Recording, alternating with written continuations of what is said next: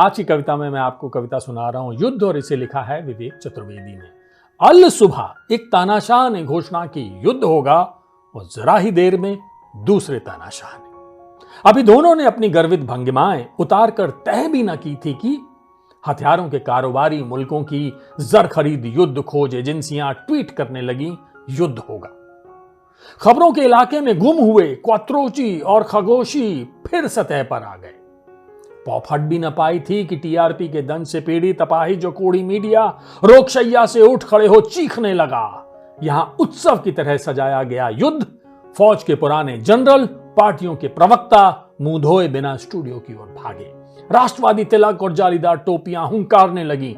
जुगलबंदी में मौका परस्त और कुटिल राजनीतिक मैदान में आ खड़े हुए। युद्ध दिगवांगों में फैलता गया।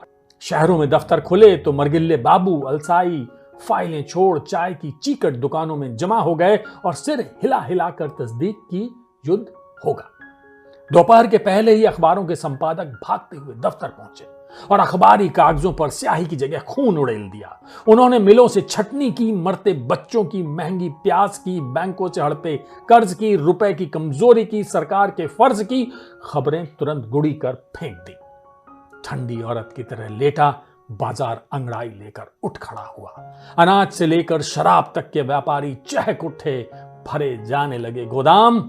इस बीच दोनों देशों में पसरी आम चर्चाओं में महंगाई का रोना मिट गया। जुलूस सड़क तक आते आते ठिठक गए। भ्रष्टाचार पर पेट दर्द कम हुआ। प्रतिरोध की कविताएं आधी लिखी रह गईं। सभी असंतोष स्थगित हो गए। दोपहर खाने की छुट्टी में स्कूल के लड़कों को मालूम हुआ युद्ध होगा। वे खेल के मैदान में ही दो देशों में बट गए। मां बहन होने लगी। शाम से पहले मिट्टी में ढके सूखे मेढकों जैसे बूढ़े युद्ध विश्लेषक संभावना के छींटे पड़ते ही जीवित हो बताने लगे कि कितने दिनों में फौज लाहौर और दिल्ली में होगी।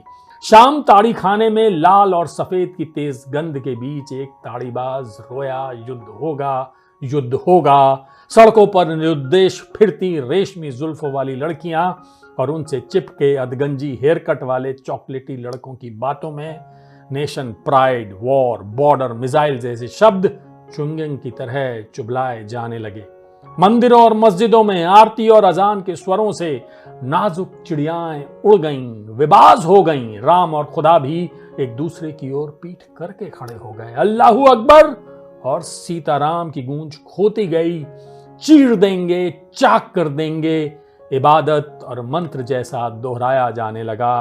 रात शीघ्र स्खलन से पीड़ित पुरुष, कामेच्छा की कमी से ग्रस्त स्त्रियां, थके हुए कामगार, दिन भर चूसे गए दफ्तरी, बेरोजगार लौंडे, मरणासन बूढ़े, बिन ब्याही लड़कियां, होमवर्क चोर बच्चे, सबकी आंखें टेलीविजन देख चमक उठी।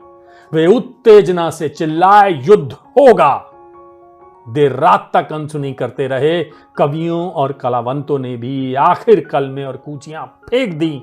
दाढ़ी खुजा वे बुदबुदा उठे युद्ध होगा। उनका अस्फुट स्वर सुन सूरज जो सुबह निकलने को घर से चल पड़ा था, राह में ही रुक गया। रात गहराती ही गई। उस बहुत काली रात में दोनों ताहनेशाह फिर राष्ट्र के नाम संदेशों में प्रकट हुए और अब पहले से भी अधिक गर्वित भंगिमाओं और प्रभुता संपन्न मुद्राओं में कह सके, चाहता है देश युद्ध होगा, युद्ध होगा। आज की कविता में बस इतना ही। उम्मीद है कि आप इस कविता के भाव समझ सके होंगे कि युद्ध जब आता है तो अपने साथ क्या लेकर आता है। आज की कविता में बस इतना ही।